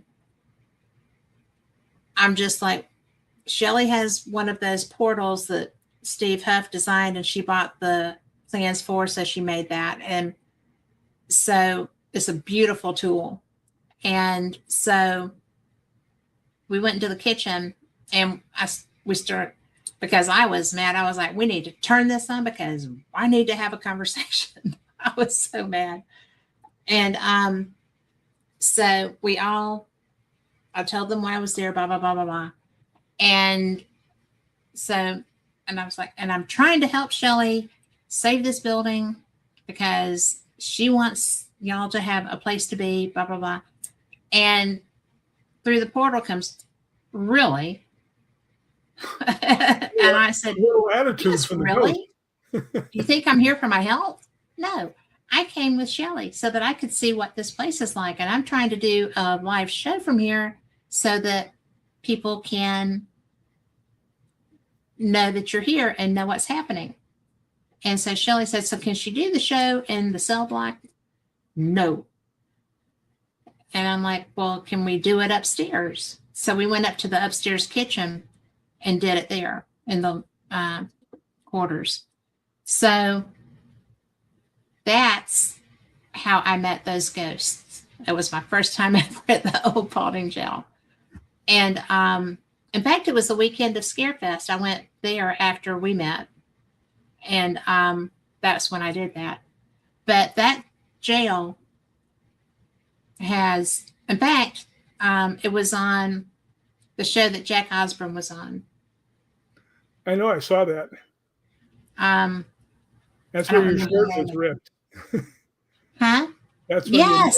And nobody told me my shirt was ripped. I was so upset. But that's okay. Stuff happens to me like that all the time. Yeah, but you're supposed to look tough when you're ghost hunting. But I love that jail, and I love those spirits because these guys, when I got in my car the next morning, because I had to sleep in that jail, I couldn't go to bed mad with them, right? So, or I didn't want to. So the next morning when I got up, I got in my car. I'm a Kenny Chesney fan.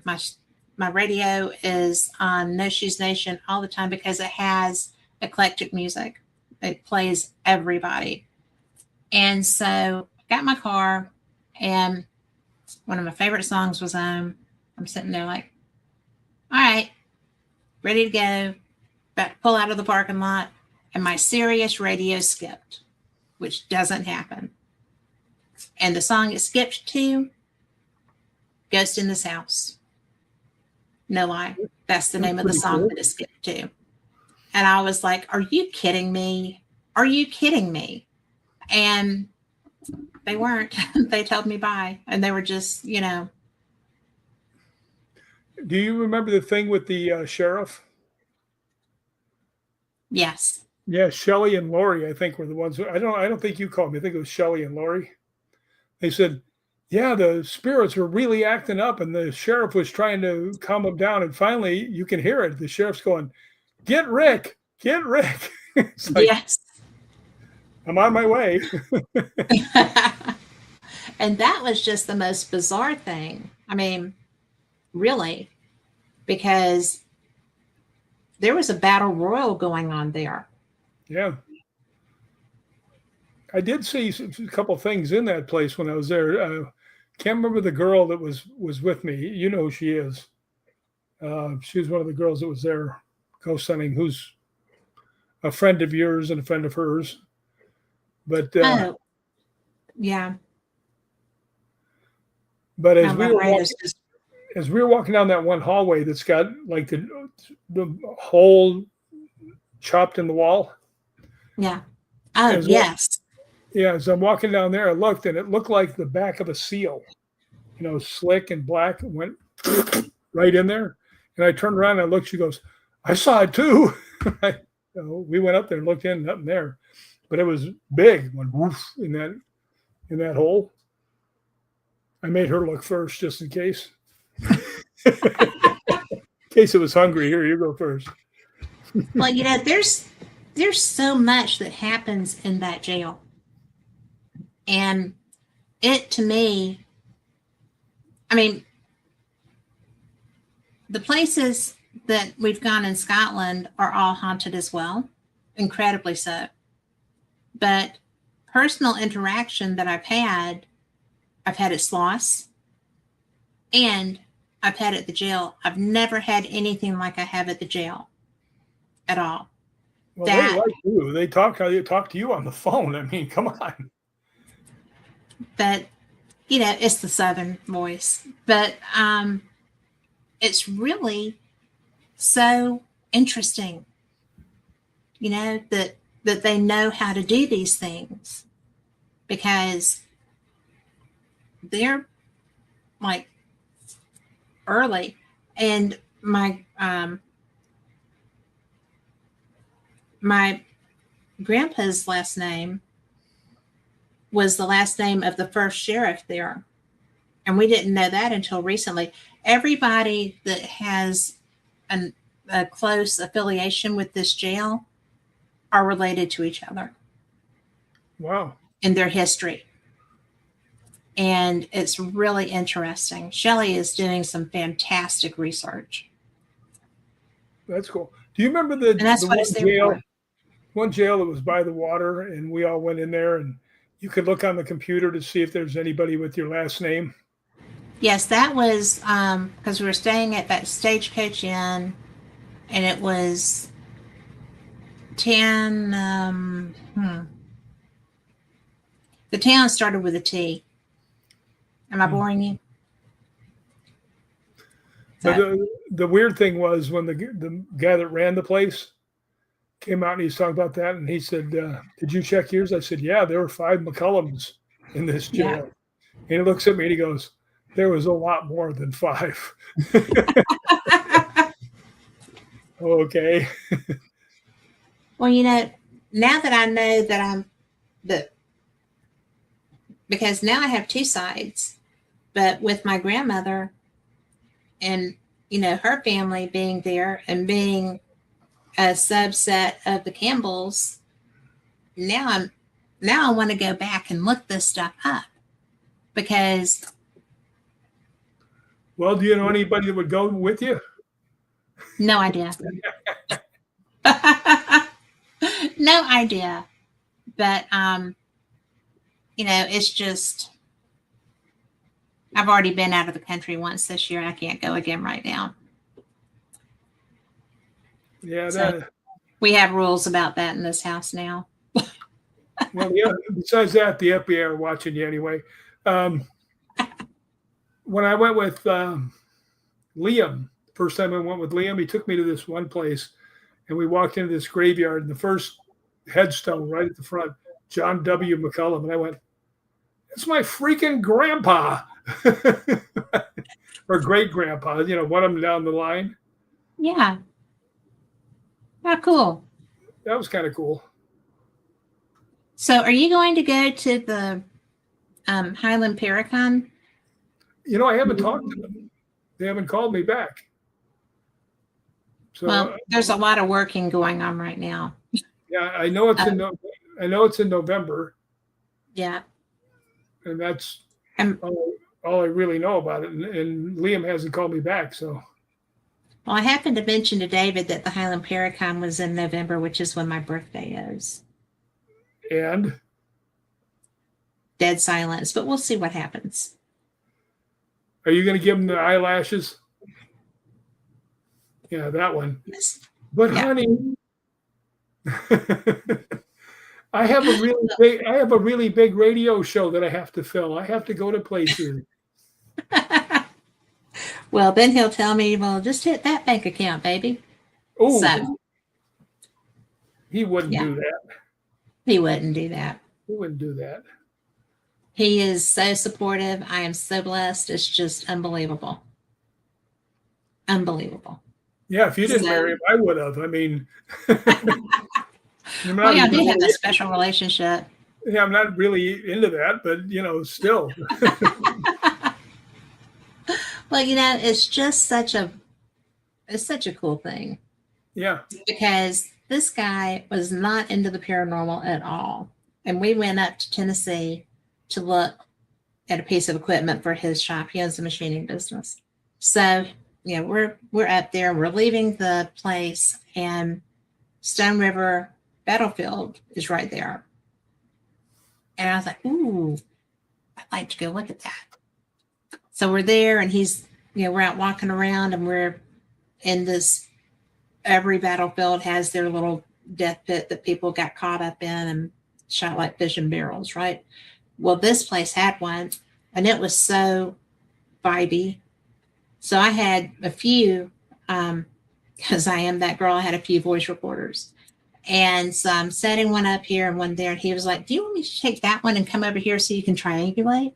And I'm like, why, yes, I do. Thank you. So he was all into helping to figure out how to make it work and how to help me get evidence. And, that's not his thing. Well, But because it's my thing, he's a special guy. Pretty bright guy. I'm so lucky. So I think he's pretty cool. I've never met him, but I like him already because he's nice to you. Well, he likes you for the same reason. So, and he trusts you. I hate to say this, don't want to make it sound, he should.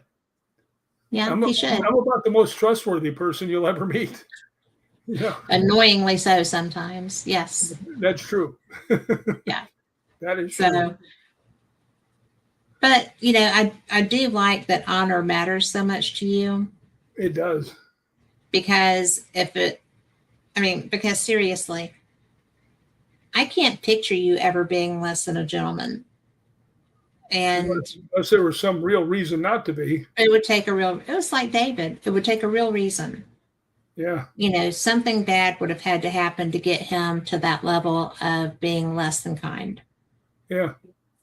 So, and I think that's really a special trait because so many people, and I'm sometimes quick to fly off the handle. It takes something to get me there, but that's how I do things. It's just a momentary thing. It's okay to fly off the handle as long as you don't fly too far. Oh, What? Carl wanted me to tell you about the show with the spirit through his computer. And I want Carl to hit this stage and share that, if he would, please. He's coming. There he is. Hey, Carl. Hi. There he is. Yeah, because I don't think Rick heard it, what happened on that show. I don't think so. What show? Me and Kat, one night, it was on a Sunday night on Fake Magazine. It was perfect timing. I don't know how, but it was. But we were going over some of the equipment. And I showed her some of the stuff that I have. And then we went to show her how to use EchoBox 3, the app on the phone that I use, right? She wanted to Yeah. learn how to set it up.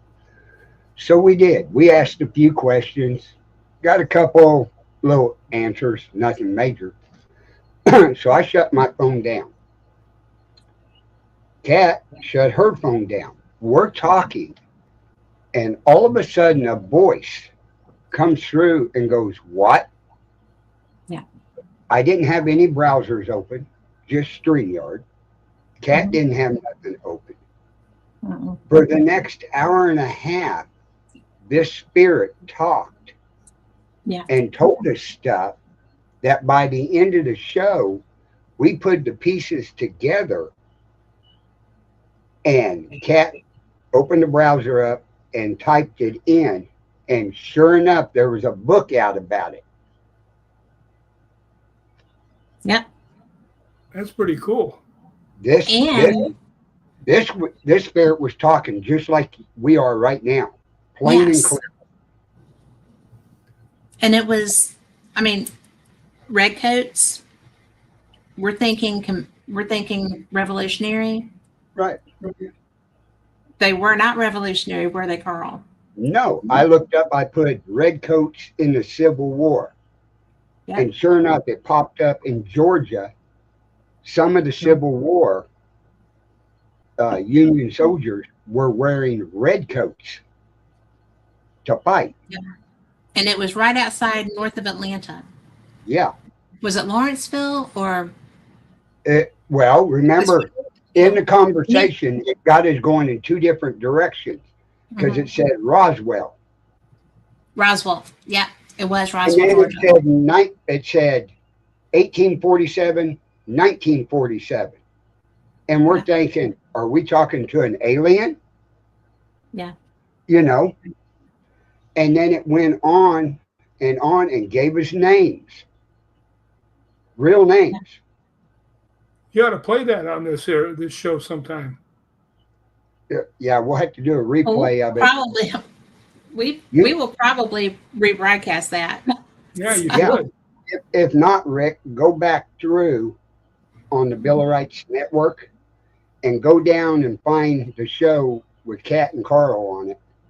Yeah. And we're doing equipment and listen to it. Yeah. I mean, it's something that Had not happened we'll put before. it this way. We got more evidence out of the podcast than I've gotten in any investigation. Yeah. That's pretty cool. And we could not figure out where that voice was coming from. You know what I still get? I still think it's funny. The meanest army in history at the time, the British, come over to attack us, and they go into the forest to fight the guys wearing red coats. It's like, Yeah. oh, look, there's one. Yeah. And people that had to hunt for their food because there wasn't shopping like there was in England. Yeah. But I mean, yeah, it was a real good show. We even had people in the chat room commenting what they were hearing. And Yeah. it was the That's same pretty good. thing we were hearing. That's pretty good. That yeah. Yeah, to First me, time- it's amazing when you get a voice, on film, or when you get a voice, on a tape, and there's nobody there but you, and you're like, wow. That's like the one from Scottish Paranormal, right? The energy. Like, Yeah. okay. And that was a serious voice too. Yeah, he was a grumpy little dude. Yeah. this voice, and it was one voice. Yeah. It sounded like a little boy. And then we figured out it was a young, between childhood and teenager, right in that area. Yeah. But you heard the words burn, chains, find my brother, burned, chains. Yeah. So when we heard that, we're thinking slavery, Yeah. and stuff. And it went on through there. And then when we, at the end of the show, and she Googled it, and we went to the book and read the highlights of the book, it was about the Civil War Yeah. when they came in and ran them out off the plantation. I imagine somebody has done this, but I wonder if anybody's ever gone to what is that place you like, Gettysburg, Hmm. and gone up to the room where the girl was killed. They have. I figured they would have, but that would be like you think you'd get something there. I think people have gotten stuff there, as well as in that basement where all those children were. I have to go to Gettysburg someday. I've never been there. Well, let me know when you go, because I would probably find a way to go. And it's really weird because people investigate there, and I don't think that they should really. But the whole area, the town, the part that's the park now, I mean, every part of that area was the battlefield. And so there's somebody that I know, Jim Mallard, who's, the Mallard Report host, went there. The first time I was on my way there, he was messaging me and he was like, if you go to Devil's Den, I was in there. I was there. The creek across from it, while I was just standing there looking, I was just, leaning on something and checking the place out. And I looked down and the creek was blood. And I'm like, what? Because this is not somebody prone to fancy. This is not somebody that I would ever doubt. I mean, it would be like doubting one of y'all, right? And but I did not anticipate him telling me paranormal stuff. And he so was. And I was a little nervous about it, Yeah. but I never had anything like that, but just knowing that it was there. And I have to say hey to Tom McNicholas because I haven't seen him in a hot minute. And I'm so glad to see you, Tom. Thank you for being here. But that was freaky, right? Not something you would anticipate. There's so much in that area that I thought I was going to get more stuff with my camera, my Nikon, than I did. But the very first night I was there, one of the local team leaders took me out there, and I met his team and stuff, and everybody's hanging out at Sachs Bridge because it's just where people go. But I'm just sitting there and all these people are talking and I'm looking around because I've never been there. And I see the stand of trees over to the side and I'm like, oh, cool. There's no other trees there. It looks like a flat area because it was the battlefield. And so when I turned back around, there weren't any trees. And I said something, and Robert was the man's name. And I was like, I just saw trees there and now there are no trees there. He said, well, they probably weren't trees. They were soldiers. Okay. So let that go. And while I'm sitting there, everybody's still talking and I'm watching, and there's things that would be like, da-da-da, and then they pop up and then they'd be gone and they pop up. So I'm thinking they're bunnies, right? Because they're low to the ground. And so I asked about that, and they're like, oh, those are probably sentries. They're just, scoping us out. So it's a very strange place. But there was so much killing and damaging and pillaging and all of the things that go with. I always love a good pillage. Right? I wouldn't mind pillaging some of those places in Scotland.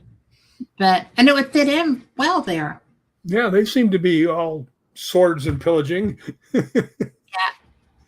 Well, I mean, like when our friend Lynn Crawford Knight and her husband Gary, they go to those reenactment things and cosplay, and that's a big bundle of people that do that at one time. And the pictures of her And her costume with her broadsword coming at the camera was pretty good.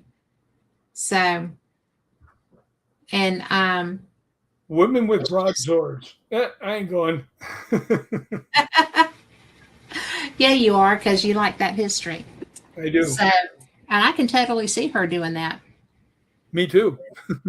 She is a badass in the best way. In the good way. Yeah. They certainly did love on us when we were there, and I appreciate that so much. Those are some good people. Yeah, Everybody we know there is. You know, we've really had some good things happen. That's for sure. Yeah. And thanks for including me with your friends to be able to do that stuff. Of course. You are my friend. And I am your friend, but I mean, it's nice to be. You're an excellent investigator. Why wouldn't I invite you? Thank you. Besides that, if somebody started beating me up, you'd probably help me. I would save you. I think Lori might jump in there. Look. I think Lori might jump in there. Yeah, I think so. She was trying to drag me to the ground one time when this car backfired. I know. She was going to save your ass whether you wanted to be saved or not. Yeah, I just went, Lori, what are you doing? Yeah, it was a gunshot. It's a backfire. I said, we're 100 yards away. They couldn't hit us with a pistol. They tried 1,000,000 times. Yeah. But she was going to save you. Yeah. Well, if she would have stood up, I would have hid behind her. I hope she heard that. That's going to be funny. So, but I'm just glad that we have these opportunities and that we have these friends that are so special. And I want to thank Heather for being in our chat too, because she is definitely one of those people. And you know that we've gotten to. I would love to see her get her own TV show. I would too. I would. I tell you what. Although she did tell me quit being so hard-headed. I mean, on this thing. I think everybody who knows you has told you that at one point in time or another. No, they didn't. Yeah, I think so. Big guy. Yeah. So she also said to go see everything. They just don't talk about it. Yeah, thank goodness. Thank goodness. I don't want to know that anybody's around, but sometimes. Yeah, I don't need anybody watching some things I do. I mean, yeah. I sleep with no clothes on. I mean, come on. How nobody needs to see that. I will vouch for that. I have not seen that, and I'm not going to try to. Yeah, that's why I've never gotten married. I don't want anybody to have to look at that. Oh, you're so funny. By the way, you haven't gotten married because you run away every time somebody's interested. That's true, but I'm honest about it. You are honest about it. And it's so funny because, guys, if a woman starts to flirt with him, he does not stick around. He is just like, oh, there's something wrong with them. Yeah, they're flirting with you. There's obviously something wrong with them. Yeah, you like me? Boy, there is something wrong with you. Whatever. You know what, though? When it comes to ghost hunting, I think if babies and animals like you, so will ghosts. I think so. So I like that because animals like me. Because you have a good heart. Yeah, I think that. I still think that they read your aura. Yeah. I would agree with that. And I think that's the reason that I didn't get damaged by those ghosts at Paulding. Once they realized what was happening. Because oh, really? I mean, you know. Well, I got shoved down the stairs one time at the William Heath Davis house. And Brandy was right behind me. She sat down on the stair because the San Diego Ghost Hunters were doing a thing downstairs. And we didn't want to bother them. So she goes, let's sit down. So she sat down as a couple down below. And I started to sit down and bam! I mean, I was like, it's a good thing my big butt was heading down. Otherwise, it would have got launched. Wow. But you know what Oh. would happen? I would have did a shoulder roll, rolled a couple times, got up and went, damn it. Yeah, they didn't know who they were trying to knock down, did they? Me down. I have to say one thing, because you have to imagine this. We were walking along up near in the what's the name of that place? The castle. Mingus? No, Edinburgh Castle. And we're yeah, how can I forget that? We're walking along and there's these places next to the street where you can have food. Oh my gosh. They have these pylons. They're made out of cement. They're about In the grass market. Yeah, in the grass market. And we're walking along and I'm looking up at the castle, and I hit both shins on this thing and went right over the top of it, went splat, and I hit the ground, and all of a sudden I started going up in the air, and I was like, well, at least I'm going in the right direction, right? And I looked around, it was all the people from the restaurant come running over to help me up, and they just kind of lifted me. They each grabbed a part. Yeah, hold on a second. Right. And they're like, oh, sir, are you okay, sir? Yeah, that was funny. But They that's were what sweet. they like.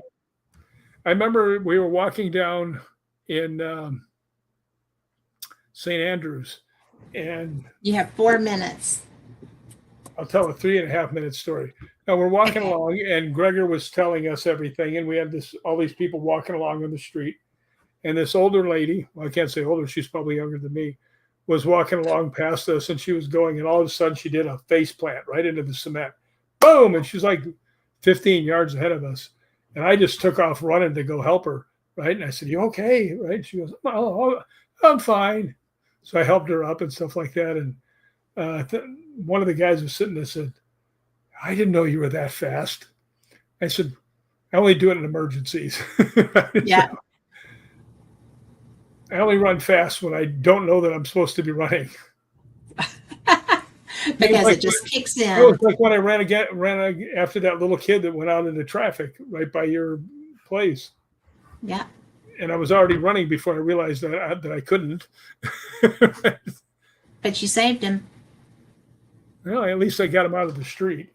You know. Yeah. And the two people, there were two Asian women that were the same size, had the long black hair, and for a minute I thought I was watching The Shining. And they were going, thank you, thank you, thank you. I said, no problem. Thank you. Okay, I got you. Okay. We're good. But yeah, it was funny because the kid was coming out. I just ran right in front of him, went back. He went running back onto the place there.